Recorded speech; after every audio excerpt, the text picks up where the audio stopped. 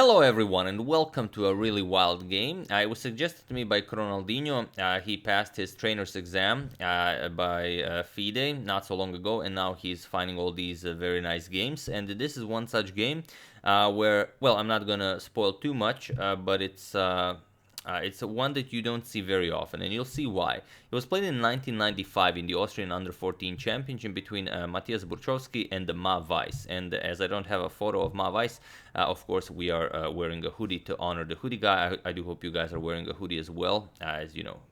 We can never honor the hoodie guy enough.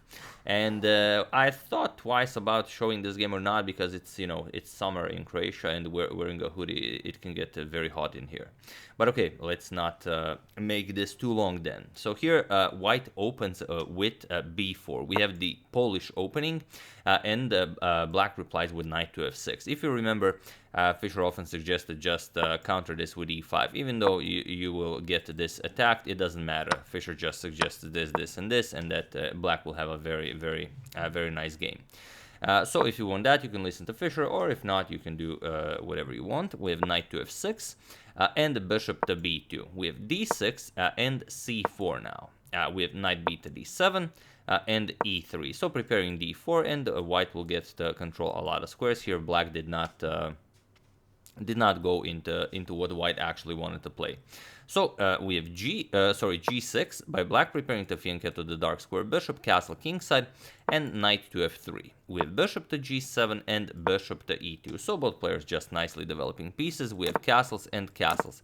And this is not a photo of Matthias from 1995, as you know, it was under 14 championship. So this is his photo where he's a little bit older, as you can see, but only means that he continued playing chess even afterwards, whereas same cannot be said for Weiss. Or maybe he has, but we were just unable to find any information about it. But okay, c5, black strikes in the center, wants to control the d4 square, and now, well, you could capture and let's say play d4. With e6, black is perfectly comfortable. So instead, after c5, we have b5, grabbing more space on the queen side. And this is also a new move in the position. One move that was played in this position was a3, but b5 is a new move. Or rather, as this game was played in 1995, it is as of move 8 that this position has never happened again.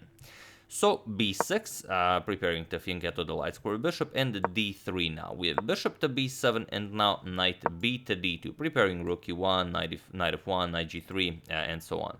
So e6 and queen to c2, developing the queens, connecting rooks, and d5 now. White allowed it, so black gets rid of his weak d6 pawn. We have rook f to d1, and now queen to c7. Black also develops, the queen connects the rooks. They are now bros for life, as we sometimes say.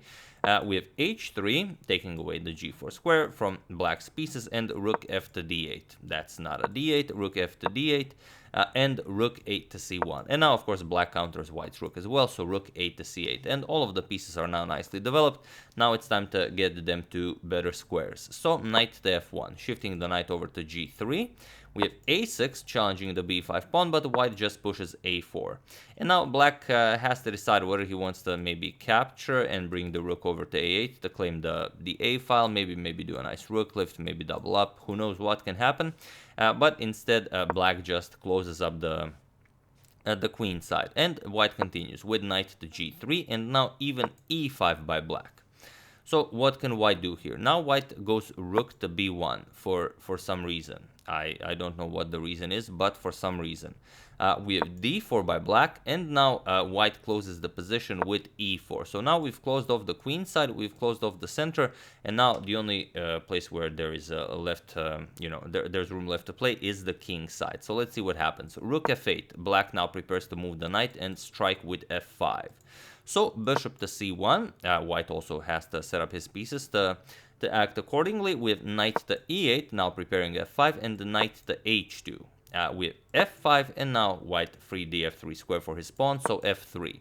And black continues pushing with f4, and now knight to h1, but now also h5.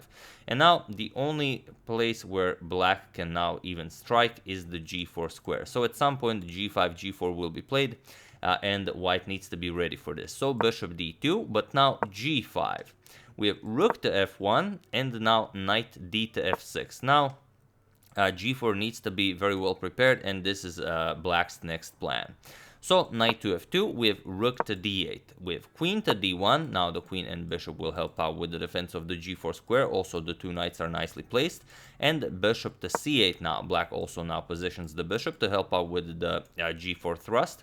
We have rook to b2, and now bishop to e6, preparing to bring the queen on the same diagonal as the bishop. Rook to c2, white is helpless, so white needs to just wait and see what happens, and king to h7. Also, black wants to bring the rook to g8 and push the bishop back, so the rook will also help out with the defense of the, with the attack on the g4 square. We have knight to h1, and now knight to g8, shifting the knight over to h6, so then both of the knights can help out with the attack on the g4 square. King f2, white knows what's coming, so he starts bringing the king to safety, and now queen to d7, also helping out towards the g4 square. King e1, and now we have knight e to f6. Now this knight is coming here, this knight is coming here. Knight back to f2, now both of the knights are also guarding the g4 square, and now knight to h6. And here rook to b2, white just has to wait and see what happens. But black says it's not time for g4 just yet. So rook to g8, preparing to move the bishop, so the rook helps out as well. So bishop to c1, and now bishop to f8. And here you see all the pieces working together towards that g4 square. Even the dark square bishop would help, but he's a dark square bishop. He can't help, you know, it's a light square. So here, king to d2, white just continues running away with the king, and now finally we have it. Now that everything's prepared, this attacks it, this attacks it, this attacks it, this g4 is coming. So here g4 is played, and I don't know if you've realized it or not, but while we were preparing for this g4 onslaught, not a single piece or pawn was captured. It's already moved 37, and we didn't have a single capture in this game. But now the first capture also turns into a capture fest. So let's see what happens here. g4 is played, and now of course we have captures. We have captures, then comes captures, we have captures. White goes captures, we have captures, captures, we have captures, captures, captures, and after captures, captures, of course there is captures. So we had a board full of pieces, and now we have nothing. So we've now just traded down into a nice rook and bishop endgame. But if that was a bit too overwhelming, because I know it was too overwhelming for me, let's check that out again in slow motion. So after g4, we have h captures on g4. Now, of course, you have to recapture this, captures. Now you're threatening this to win material. So white, of course, captures. We have again knight captures here. You capture, there's nothing better. You have captures, captures, and again, there's nothing better. Bishop captures, everything is forced. This is a true the Immortal capture fest. Queen captures, we have captures, captures, and now that the g2 pawn is under attack, white needs to defend it. And here, maybe an idea is to play something like rook h1, move the king, so this rook would defend it, but white played rook to g1, and it seems a bit passive, but that's because it is. And okay, this doesn't work, because if you do this, the king just moves and you don't really care. You have this sufficiently defended. So instead, after rook to g1, we have bishop to h6, and now comes king to e1, not allowing any nasty discoveries here. King to e1, and now comes rook d to g8 with a double attack here. Now f3 might be an idea. So king to f1, but now feel free to pause the video and try to find the winning move for for black, while I give you a couple of seconds. So for those of you who were able to do it, congratulations on spotting the only winning move here. So that means you are an excellent endgame player. And for those of you who just want to enjoy the show, it's rook g3. And the point is, the pawn cannot be defended, because if you try something like this, then this rook no longer defends the pawn, so you can just capture that.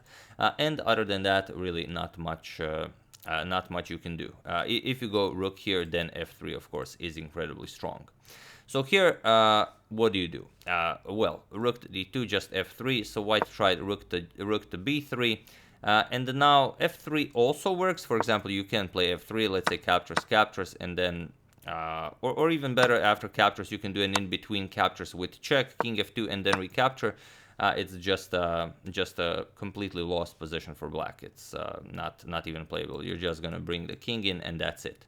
So here, after rook to b3, the Mr. Hoodie guy or Weiss just played rook to g6, sort of means of improving the position, I guess. First, it doesn't really change anything. We have bishop to d2, and only now we have f3.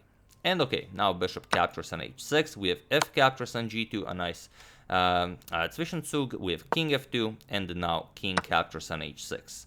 Now rook a3. White still doesn't have all that many moves. You can't move the rook, otherwise pawn g1 wins. You can't move this rook as this pawn falls. So it's very, very ugly to play this position with white. Rook a3 was played, but now king h5. King e2 was played, but now king h4, and it was in this position that Matthias Burschowsky resigned the game, as there is nothing more to be done here. Point is that whatever you play, and you really don't have all that much to play, this rook still cannot move, this rook can move, but where? You could go like the a1, but then king h3, you could go somewhere with the rook. There aren't all that many moves. Rook e3 check, and now once you move, you're gonna get rook g to g3, and that's it. This is a complete Zugzwang, and you don't have any moves. So let's say king c2, king h2, and now whatever you do, it's just over. This rook cannot move because this pawn falls. If you like move this rook, then I mean nothing happens. You can always capture here, and if this captures, and king captures here, and then you just promote a pawn. So white is literally without a move here. So yeah, after king to h4, white of course knew this, and it was in this position that he resigned the game. So really impressive game, a monster capture fest on g4. It was truly an honor to present this for you. And thank you, Ronaldinho, for suggesting this game. It was very enjoyable. And now, before I forget, do check out the first link you will see in the description below. It is another masterpiece by AGADMATOR, where you can see me fighting against Paul Morphy and Mr. Barnes. It's really just an epic battle. So yeah, that's the game. I do hope you enjoyed it. I would like to thank Satvik Chatakondu, Guilherme Magnoler Guerres de Azevedo, Eric Vanabeisen, Chris Shell, and Adam Young for your contribution to my channel. Thank you a lot. I really appreciate it. As usual, you can check 2 of my previous videos here. Thank you all for watching, and I will see you soon, continuing the coverage of the Morphy saga, checking up on your wonderful suggestions, and whatever else happens in the chess world. So thank you all. I will see you soon, and have an excellent rest of your day.